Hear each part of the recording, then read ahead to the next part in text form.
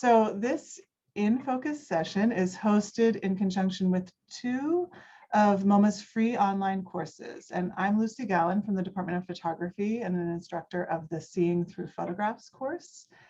And I'm together with my colleague and friend, Sophie Cavoulacos, who's the instructor for What is Contemporary Art. Hi, everyone. Thanks so much, Lucy. As you know already, my name is Sophie Cavoulacos, a curator of film, and I am the instructor for What is Contemporary Art, which is actually one of MoMA's newest online courses and looks at art from the past 40 years and explores the ways that artists have addressed some of the most pressing issues and questions of our time through a wide range of formats and disciplines, and really focusing on artists making work today, wherever they are in the world and in their practices. So I'm so excited to be joining you all and to talk to Lucy and Sohrab. Yep, and so today, of course, the focus of this talk and our main special guest is Sohrab Hura. Thank you so much for joining Sophie and me in conversation today, Sohrab. And many of you will already recognize Sohrab's work from MoMA's collection and from a project I organized last year called Companion Pieces, New Photography 2020. Maybe you could say a few words of introduction about yourself, Sohrab. Hi, actually, thanks so much, Lucy and Sophie, for having me here. And I'm Sohrab. I'm tuning in from New Delhi right now. And yeah, I'm happy to answer whatever questions any of you have to ask. Thanks so much for being here. So like we said, we'll save some time at the end of this session for Q&A with all of you. So please do submit any comments and questions in that Q&A section, which we'll come to at the end. But we wanted to start by sharing some images of Sohrab's work. And we have some questions for him also about the ideas and processes that guide his work. So maybe we can go to the first image slide. So we're going to start speaking a little bit about a video called The Lost Head and the Bird from 2019, which some of you might have seen through MoMA's video views over the summer, accompanied by a really wonderful written interview between our colleagues Stuart Comer and Sohrab. So that interview is available to read at any time. And I just thought I would start by asking about, in some ways, about juxtaposition, which is something that we're seeing two images side by side. We can go to the next slide. We'll see another set of images side by side. That I think is something we'll talk about throughout the session, but also to ask you about moving image and video and what it is about that format that was interesting to you as you put together this project, and maybe that has to do about what was going on around you. You know, kind of what led to the creation of this work. Yeah, I mean, I think when I actually started making this work, I was making it under certain political conditions that were coming about. I think 2013, 2012, we weren't really hearing about fake news, and we were not really hearing about altered realities. I think we were still looking at consuming images for what they were. And I saw it with my parents who were very new to WhatsApp, who would forward me, you know, all the messages that they were getting from friends. So even the sources, you know, like when I would try and tell them that it was not real, it was fake, they would just simply say that, oh, but you know, our friend has kind of sent it to us, so it must be true. So what was happening by then was that a lot of images were being put out of context. I actually think that the current history is actually being written in images more than words. You know, I think there's a compilation that's happening, an accumulation that's happening, sort of a accumulation that's constantly moving, which is all happening in images, and that's the way we are making sense of the world. And we were hearing about, you know, there was a lot of fear being spread in terms of how the Hindus were being attacked, or how Pakistan was doing something to the soldiers. So all these things were being triggered, you know, into sort of arousing a sense of nationalism. And what I started to, at the same time, I was already questioning, you know, this big baggage that I think photography has always brought in, which is being the bearer of truth. And I think my beginnings were in documentary, but it was also in documentary that was very much rooted in truth, but somehow it wasn't making sense. Whenever I was actually looking at the world outside, I think, early 2000s, I would have felt that the image culture was being defined by the more formal photography space, but somewhere along the way, what used to be the colloquial, which at one time was the family album or, hobbyist photographers, I think that became the mainstream. And it kind of in a way swallowed the entire image culture up. And this thing of juxtapositions is something I was seeing happening in what I consider to be the real image world. So even in The Lost and the Bird, you do see these sort of images that are constantly shifting in the juxtapositions. In some ways, they're also provoking different reactions, different meanings.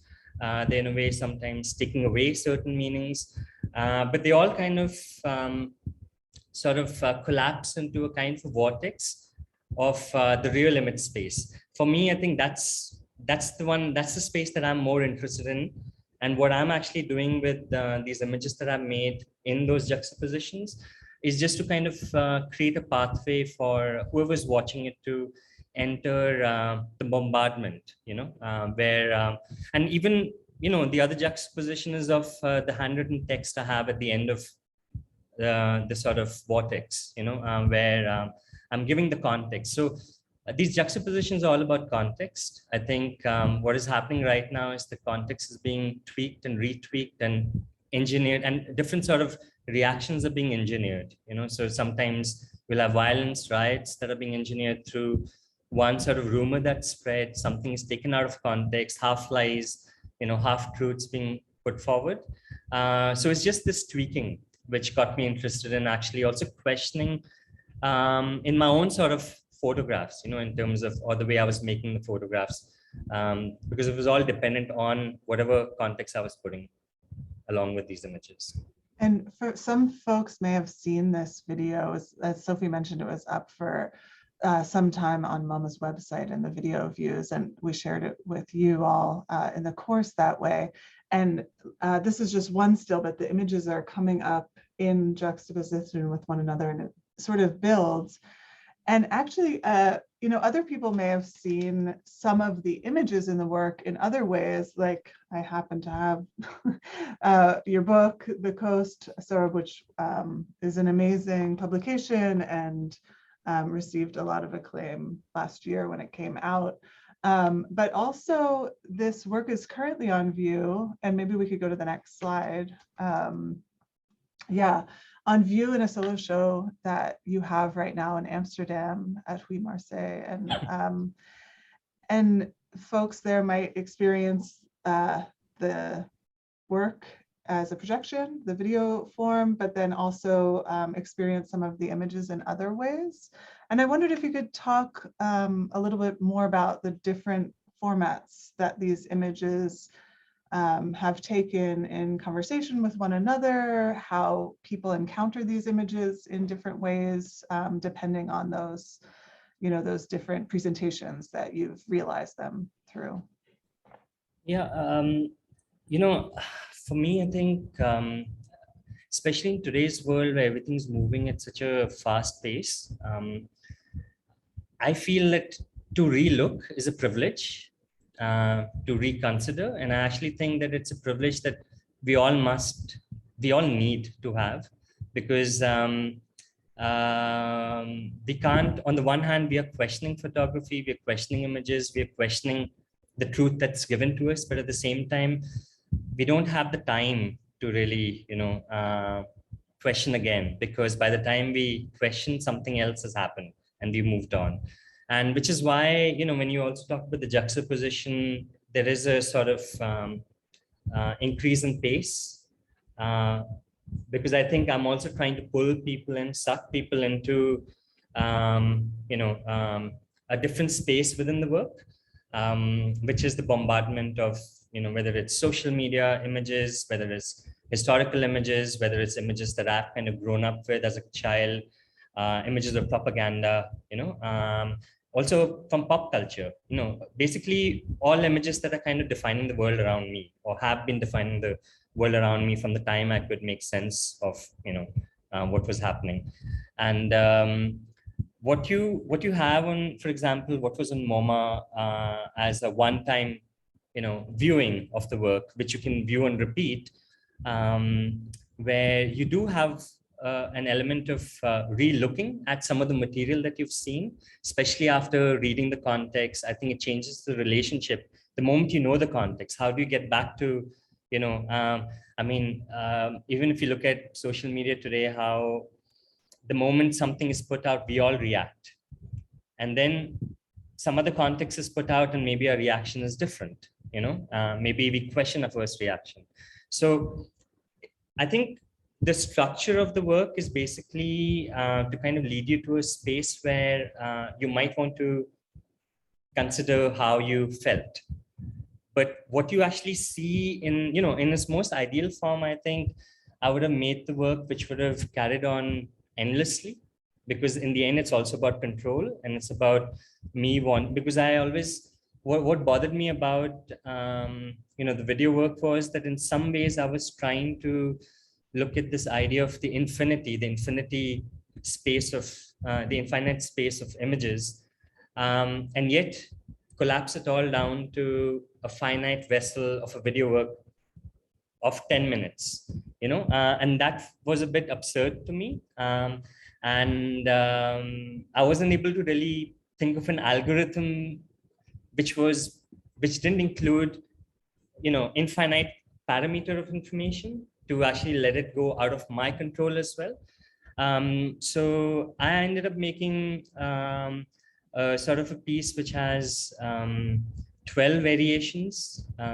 So, there's also a story, for example, in the beginning about a woman whose head has been stolen by her obsessive lover. There is a fortune teller as well, who's constantly, selling her a crow and telling her that it's a parrot with a bad cough. But because she doesn't have a head, there's no way for her to really know what's true, what's not.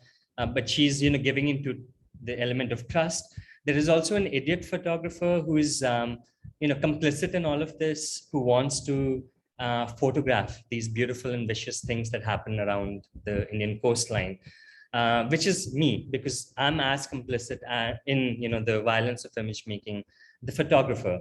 But also the idiot photographer is the person who's watching the images, because I think the person who is standing on the side watching is also part of the circulation.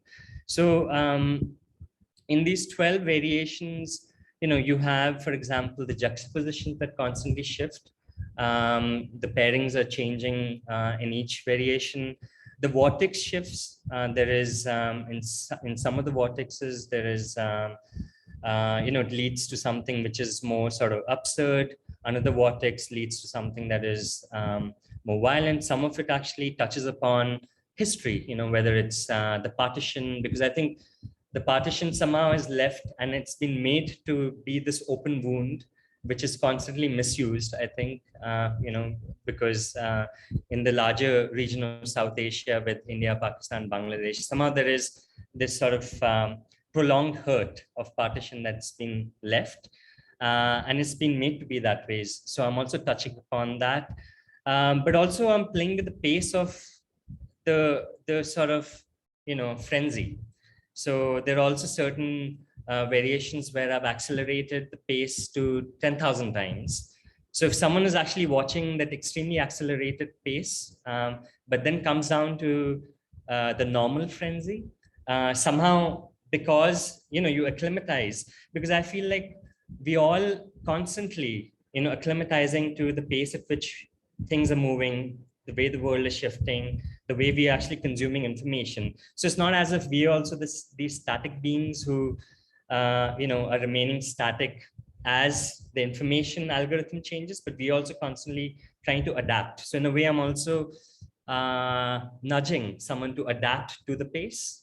And at the same time, the story changes. So, in each retelling of the 12 stories, there are small shifts that seem very harmless, but from the 1st to the 12th, basically all the 3 men characters have been absolved of their role in the violence, and all the blame has been shifted onto Madhu, the main protagonist. So in a way, I think for me, it's all about, I think the work is all about power. It's about,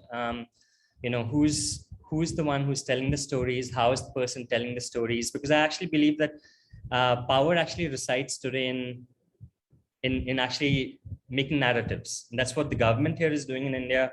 I mean, yesterday, if I may divert for briefly, but I don't know if you can, like, this was, for example, a fake New York Times headline that was being circulated. It went viral in India on the 26th of September, which says that the last best hope of Earth. This is what, because Modi visited the US. So I think there's a machinery at work. And I think it's happening at all levels. It's happening with the government. It's happening on our social media. It's happening in the Me Too movement.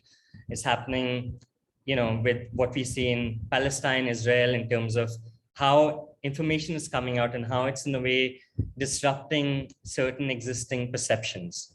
So in a way, I think what I'm doing in this install is basically to allow for someone to experience and yet accentuate that feeling of doubt, because I'm trying to build something which I think I hope that someone who is watching it feels it's the same that the person is re-looking at, because I think there's a forensic way in which one looks at something which is already familiar. So the slight shift, which some of it might be palpable, is to disrupt that. I also don't want the viewer to kind of get comfortable with what the person is reviewing, because in a real space, things are constantly shifting. It's never really, the same.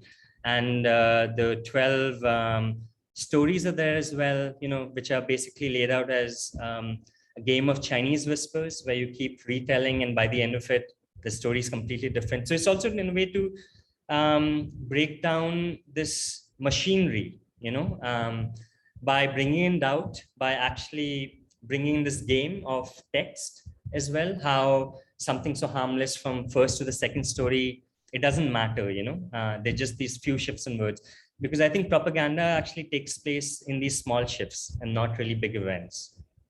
And another thing that you've done in this work is not only shifted the juxtaposition between images and the way the story has changed, but also for those that aren't as familiar with the work, I just kind of want to make this clear. You've included your own images that you've made in India at a festival, for example, and different characters and protagonists, and then news images that you've accumulated, like the one, for example, that you just showed us, or things that were around you at the time, and that's kind of all building up in the image. And actually, maybe we could go to the next slide, which includes some of your photographs, the still photographs that you made yourself, and that you incorporated, in as a book form, but that you incorporated into the video piece.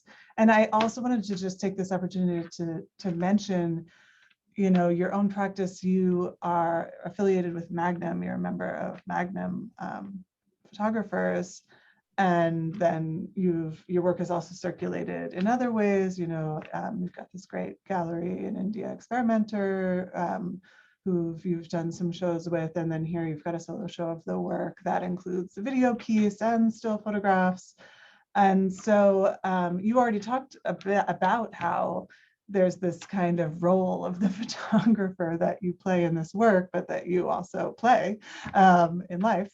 But and what that means, and the trustworthiness of that, for yourself and for others, but also in conjunction with other kinds of images, and the way images circulate in different, platforms and arenas. They kind of overlap in different ways in your work. You're bringing some of those things to the fore that we might not necessarily notice when we're in such a system, say, or in a different system, I think. I don't know, maybe we should go to, or you could talk more about that if you like. Yeah. No, just that in the end, I think for me, images are just the raw material, right? I think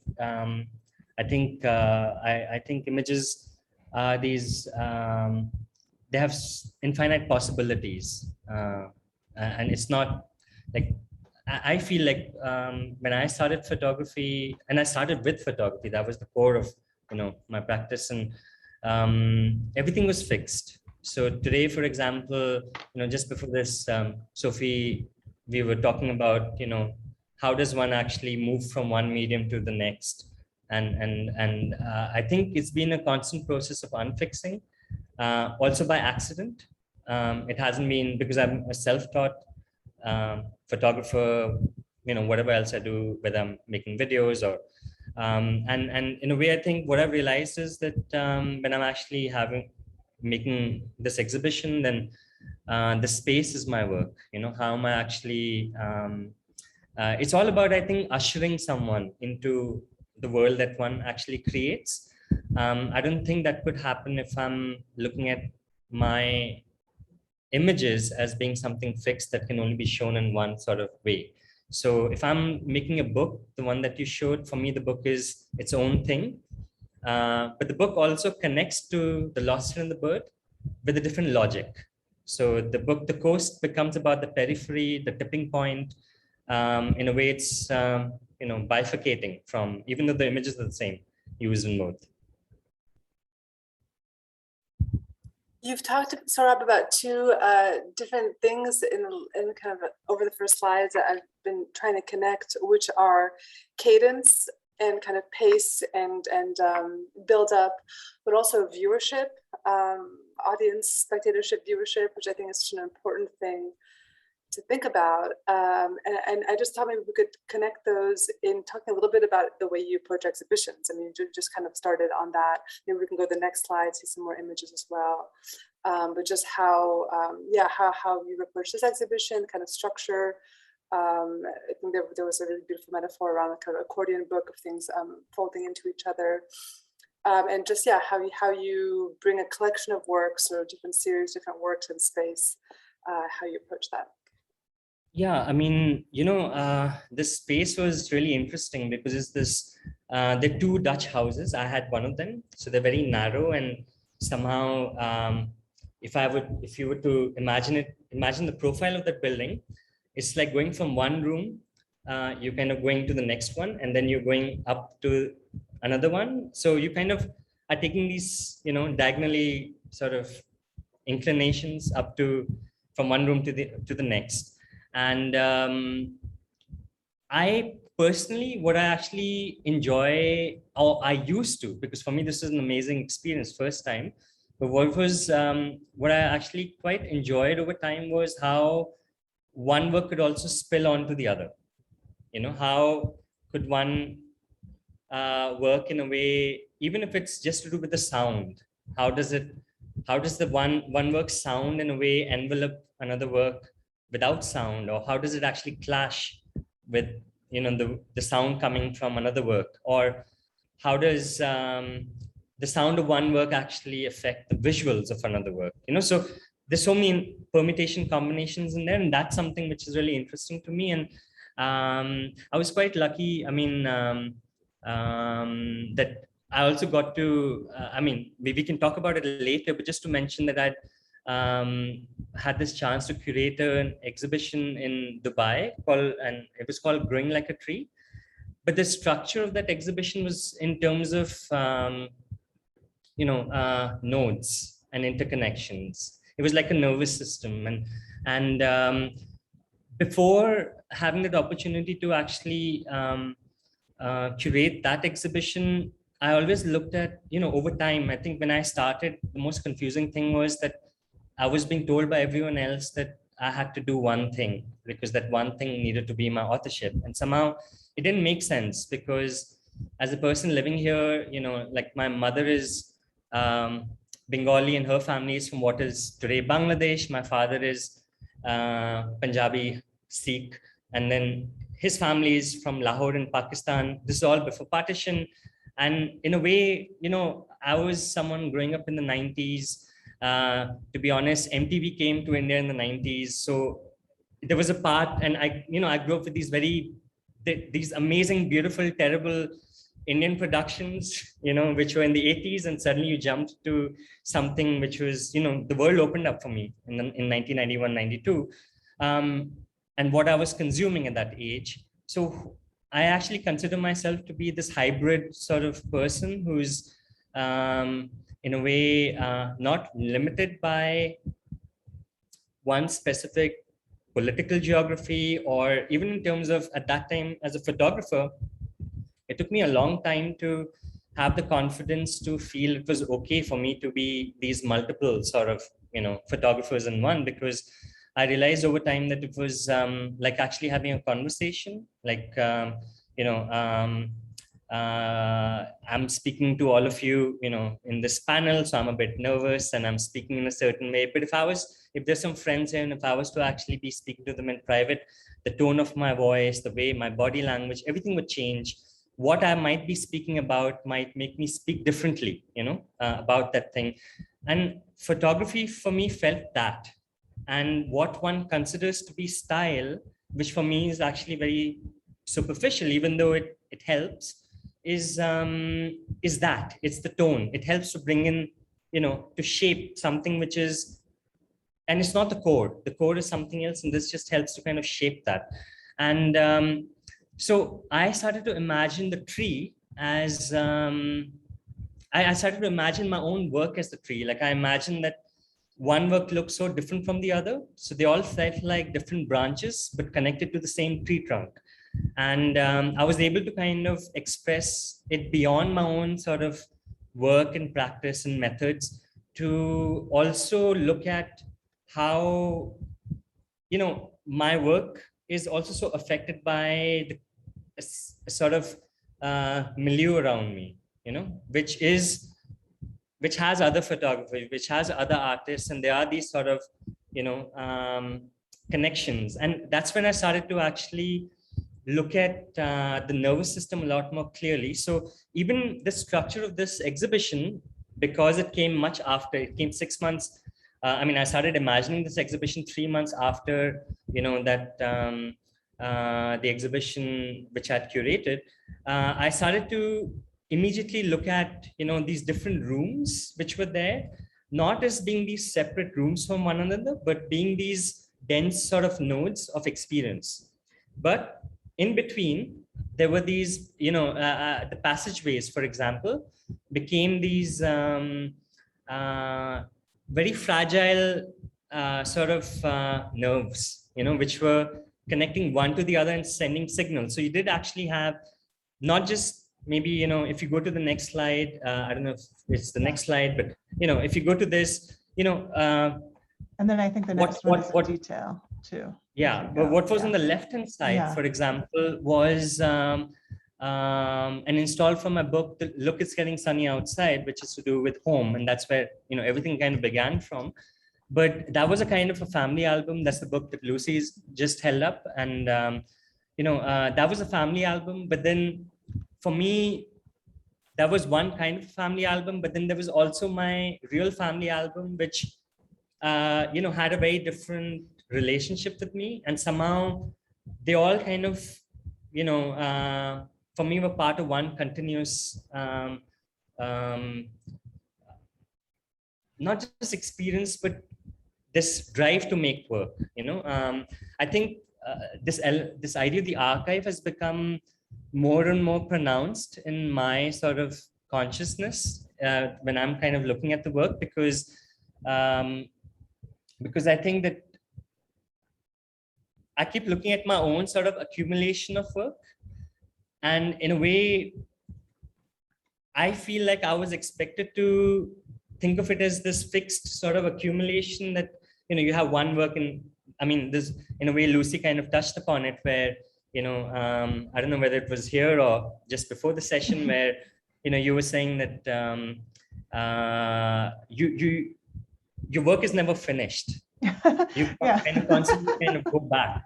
Well, I love we see your working process here in this slide, for example. Maybe this is, you see the way a family album comes together, and images are put in a book and taped up next to each other, but you see the way you've jotted down notes, and this just the style of that kind of alludes to this as well, this like working process. Yeah.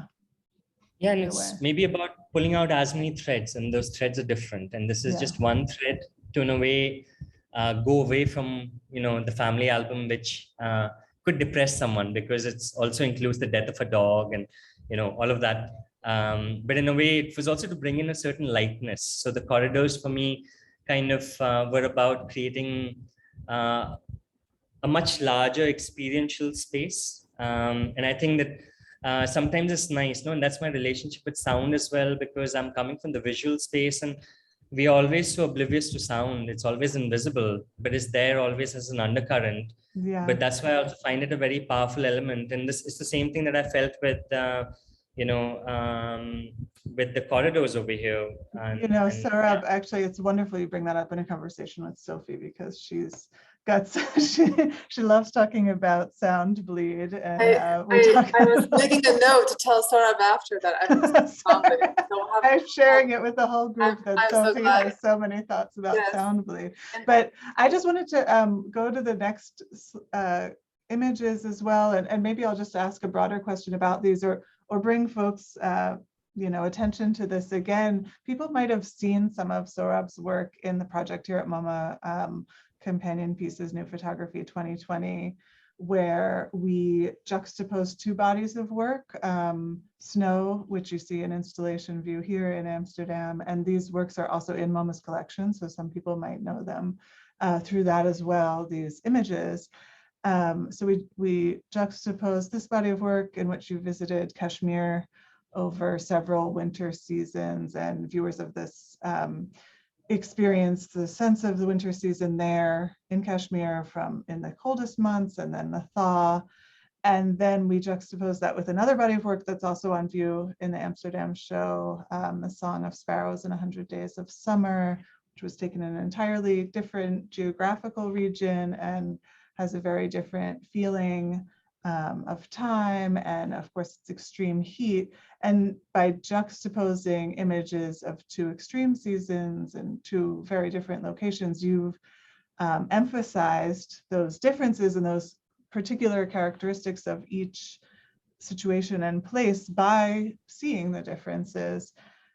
And I thought it might be an opportunity to actually talk about something you just mentioned, but about the way these bodies of work change when we see them in a new place, in a new context. We were talking about earlier how this body of work, for example, is dated 2015 ongoing, I think. And we have some examples of the images in the next slide.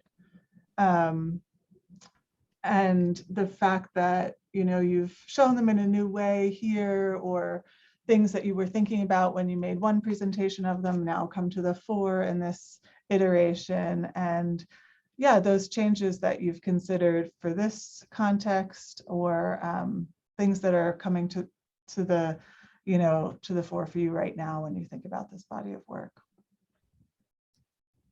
Would you want me to speak about that? Or? Sure, if you don't, if you would like to. No, I mean, yeah, it's just for me, I think an exhibition can be a really rich experimental space to, you know, to kind of put forward. Like, I feel like a lot of the things here, even if you go to the next slide, for example, this also, which is part of the install, it's something that I've always talked about in context to the work, which is about positioning myself as the outsider, also looking at nationhood, looking at me being the Indian and me also kind of being the outsider, you know, in a space which is all about occupation, but that occupation is also denied, you know, and I think that somehow both Snow and The Lost and the Bird go back to the television, for example, in terms of how I've been consuming, you know, what's been given to me, whether it's propaganda or, I mean, most of it was propaganda and news, and how it shaped my perception as a child to grow up with it, you know, and to go to Kashmir for the first time feeling that I was in solidarity with the call for freedom, autonomy.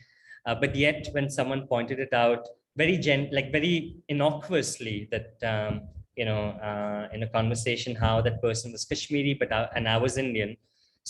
And I remember it kind of pinching me the first time, simply because I had no idea. Because at some point, I feel like all of it was so deeply seated inside me, and for many years, as I was doing the work, I think I also realized how listening became an important sort of element, and how when I went there for the first time, I'd gone with so many assumptions, both here and in Party, where the Song of Sparrows and 100 Days of Summer have been done, where I'd studied economics in university, where we do study about, and I'd gone there in 2005. I mean, that's a place where I've been going for the last 16 years. But yet it took me at least 8 to 10 years for example, Harsing, who's someone, who I've known right from 2005, who's one of the leaders of the grassroots movements there. For us to actually sit in the heat and for him to talk to me about the heat and the monsoon, just the weight, and in some ways, both snow and the Song of Sparrows and 100 Days of Summer. I mean, you can feel free to go to the next slide. And both of these actually are looking at undercurrents. There's a slowness, there's looking at time. So there are these connections that are happening with, this thing of the mask, for example, which is really important, I think, in a lot of the things that I'm doing now. In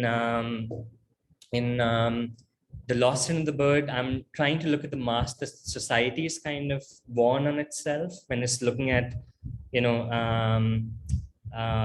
altered realities, and when it's trying to shift context with the mask on. Whereas in Snow, it's about my own mask of denial. In the end, the work is actually more about, I guess, if you were to bring in, nationhood and all of that, it's more about India than Kashmir, to be honest. It's about actually realizing, as the snow kind of melts, what do you see then? How, this notion of paradise that's been put on us. Also this thing of, because you want to claim paradise as yours. So, as an Indian, I'm expected to claim Kashmir as my own, but I think it took me many years to articulate that I was actually in denial of, what was really going on there. And it's not just about violence, but it's also about the everydayness of that want for autonomy, for example. It's about identity, which is not really, something explosive as an event. That's how we recognize Kashmir to be. If there is stone pelting, if there are, extrajudicial killings, if there is, the tourist season is on, for most of us, it's all okay in Kashmir again. So that's the sort of perception that I'm looking at. And, these two works about the two extreme seasons in the subcontinent were just entry points for me to look at the everydayness. In Kashmir, it was about looking at the everydayness of a certain trauma that I, as the outsider, could not see, because I was so deceived by, the paradise that of snow, which was given to me. Whereas in this work in Party, it's about that one moment of wait before the monsoon clouds come, because everything is dependent on rainfall there, and it's this extreme heat over there, which, I could connect with, but I may not understand the value of wait. What is it like to wait? So I'm just using these two sort of, in a way, doorways of seasons to kind of, in a way, hoping that it opens up and allows someone to unpack into many other things. Because I think in the beginning, when I started working here, it was very definite. I was 21, 22. I felt, coming from economics, coming from this sort of a moral responsibility, and I'm really happy I did that. But to sort of,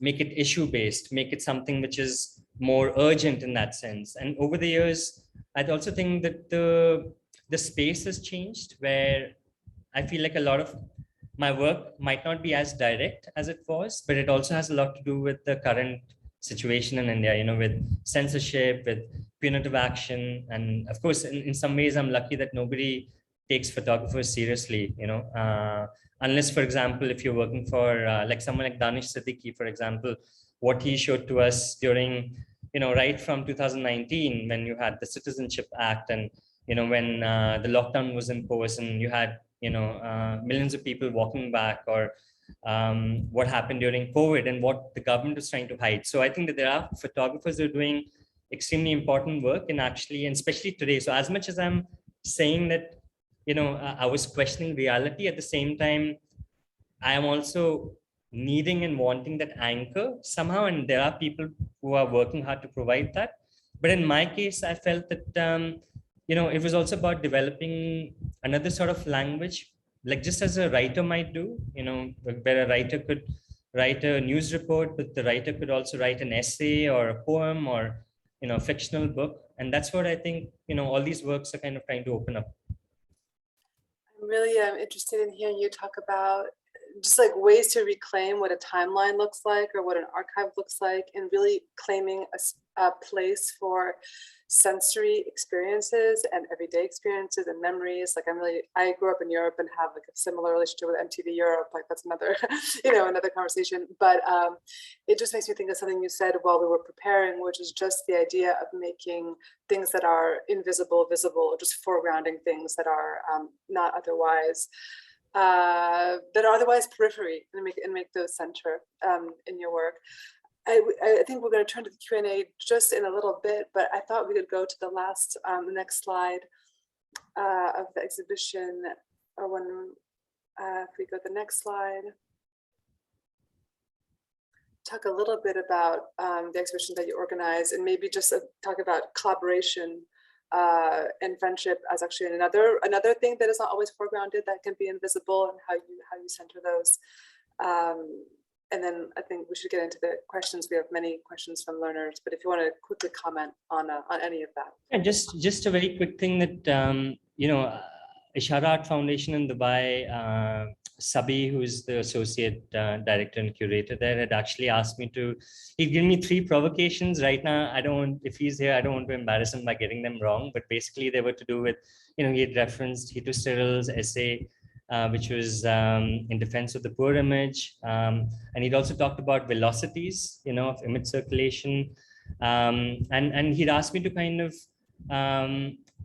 he'd invited me to, in a way, because I guess he had read some of my writings and so on about the medium, to, in a way, open up the history of image making in the region, you know, and that for me was a very complicated space, because how does one actually look at the history of anything, you know?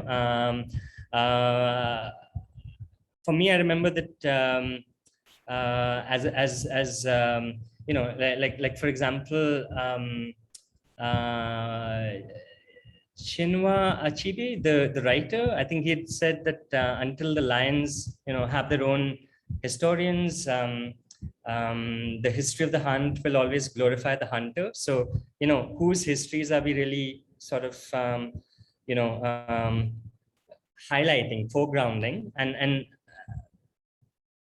when I was thinking about the history of image making in the region, I could only look at it in terms of my own sort of timeline, you know, and I think the history became more sort of to do with community, to do with these sort of very fragile networks of solidarity amongst people.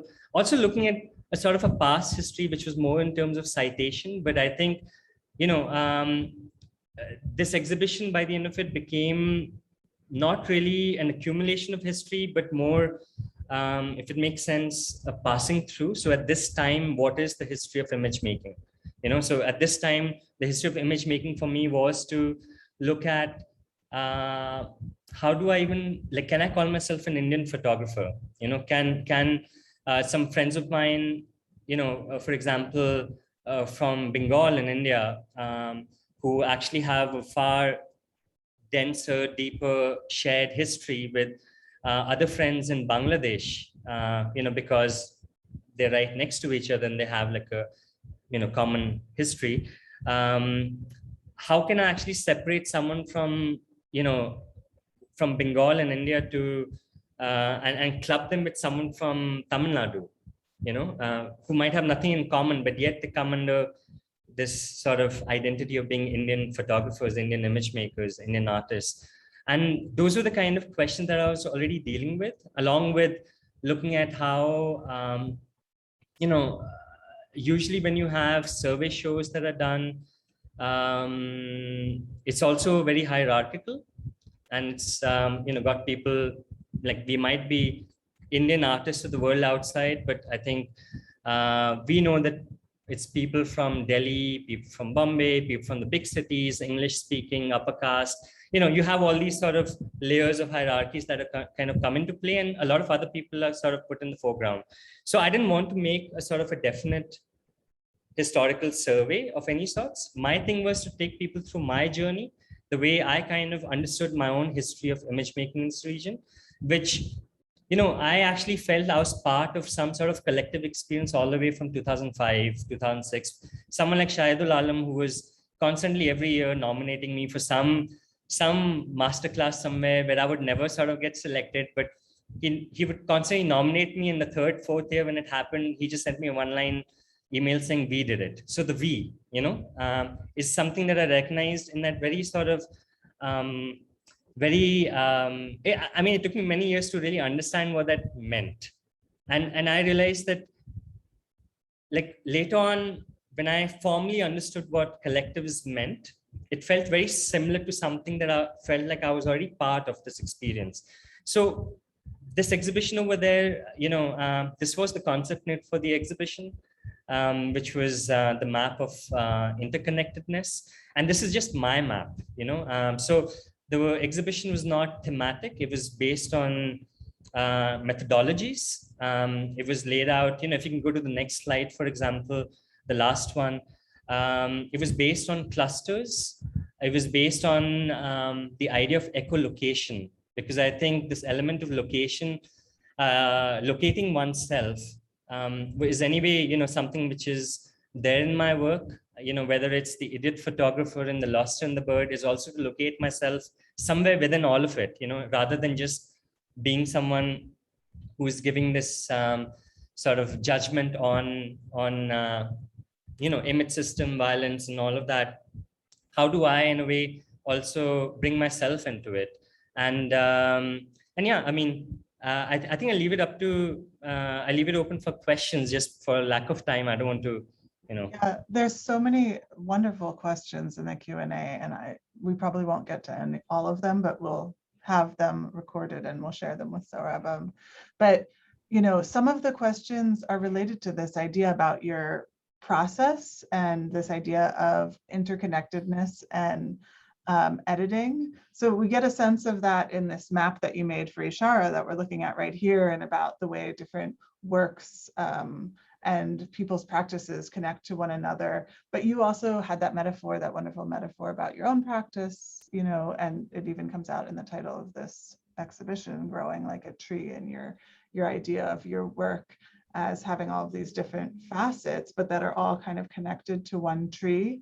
And so, for example, there was one question about, do you choose specific images that you've made before for an exhibition? Do you come back to them? That kind of question came from Christopher. But then another person asked about your editing process for a photo book.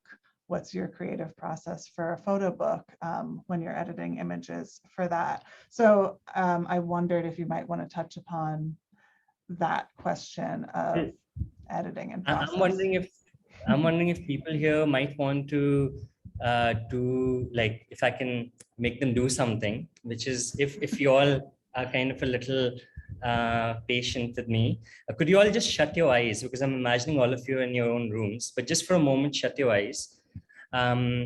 Just spread your arms out and imagine that, you you're walking around your room, a room that you had already been seeing before with your eyes, but now you're walking around.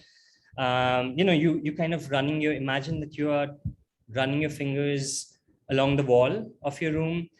You suddenly now start to see the texture. You start to sense, the texture of the wall, which you might have seen before, but you didn't know.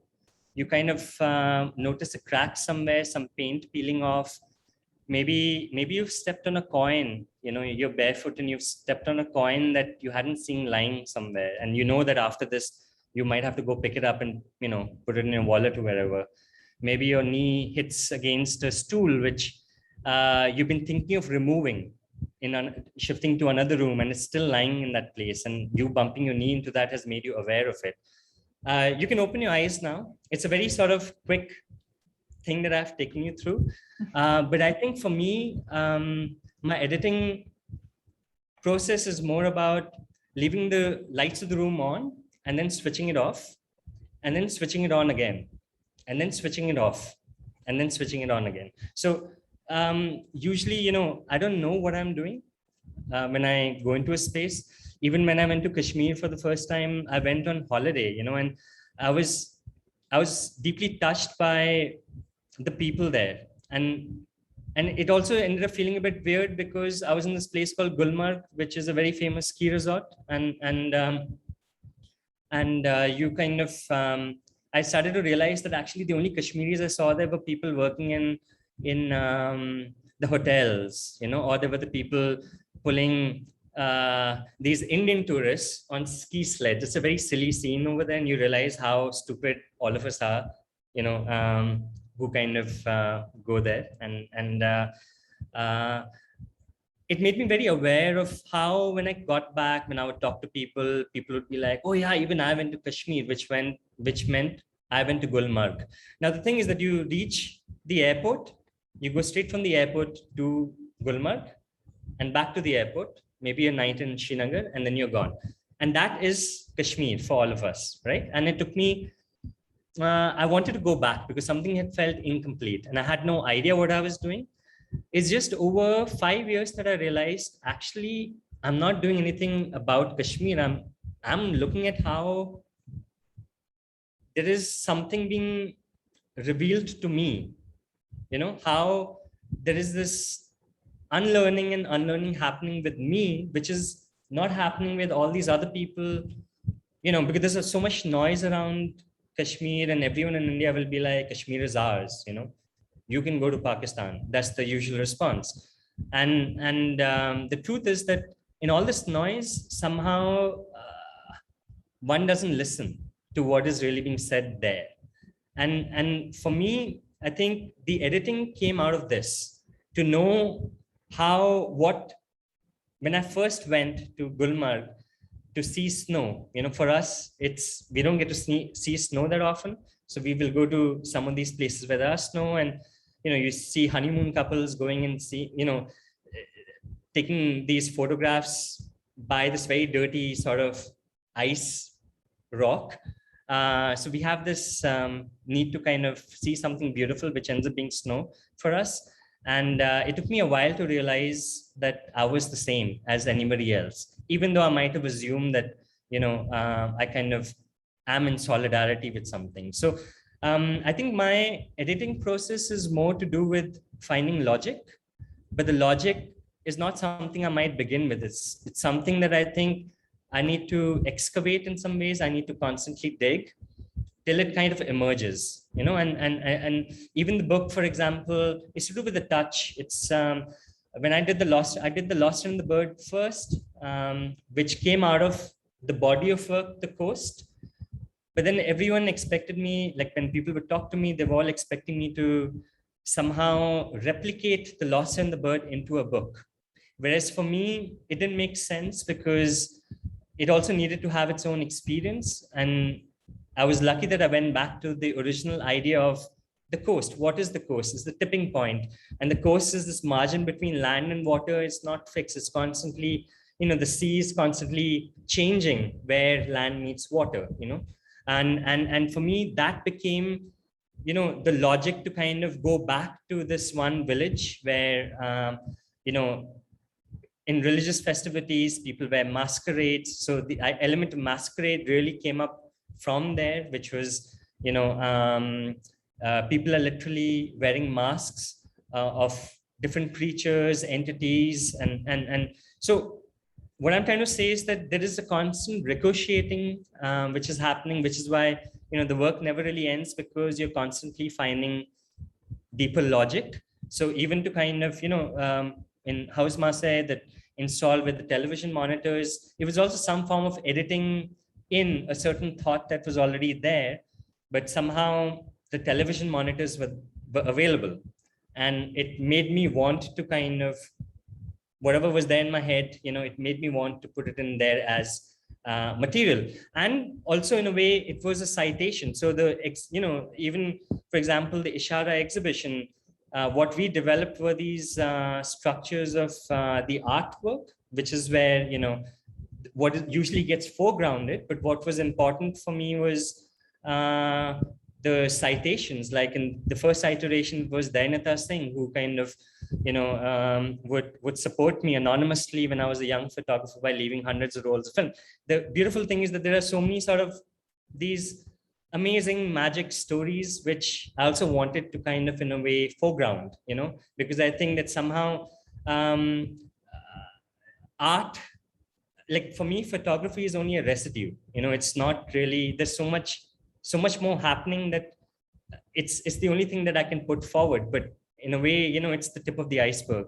So in this exhibition, it was about sort of, trying to show what lay below the ocean as well.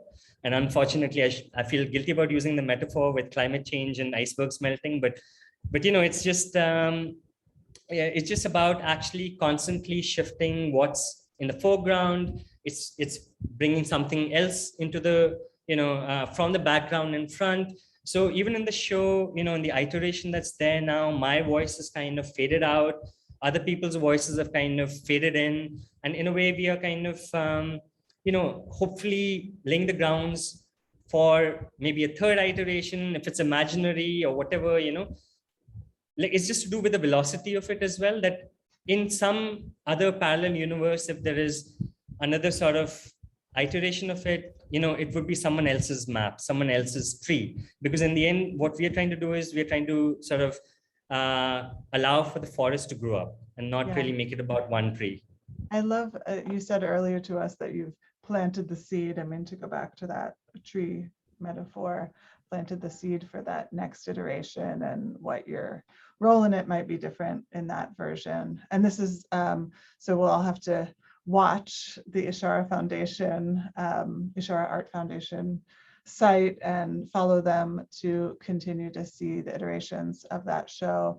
It's actually 2:31, so I think we've reached the time. There's been some other wonderful questions in the Q&A, and I might just take this opportunity to mention a couple of the themes that have come up there, including a question about the politics of your images and some of the, have you faced any repercussions putting things out there? And that is something that Sohrab's talked about, is about making things visible or kind of hidden in certain ways, or how do you put things forward in a veiled way? And other wonderful questions, some of which you've touched upon in your great remarks about where you're coming from as an outsider or not, and your different experiences. And so, of course, everyone, your questions will be shared with Sohrab, and we'll have a record of this. But since we've gone over time, I think it's the time to end. But Sohrab, thank you so much for being with us, Sophie and myself today, and joining all of the learners. Our colleagues, our wonderful colleagues, Sarah and Arlette in education, have put these links in the chat about Sohrab's work at MoMA, Sohrab's show in Amsterdam that we were talking about, the show that he's curated at the Ishara Art Foundation in Dubai. If you remember a learner from one course and not another, there's information about the other courses. So hopefully that information in the chat has been useful to you all. thank you so much again, Sohrab, for spending this time with us. Thank you to all of you learners. And again, we'll share this recording for folks that weren't able to be here. Thank you all. We'll Thank see you you for next having time. me. Thanks so much.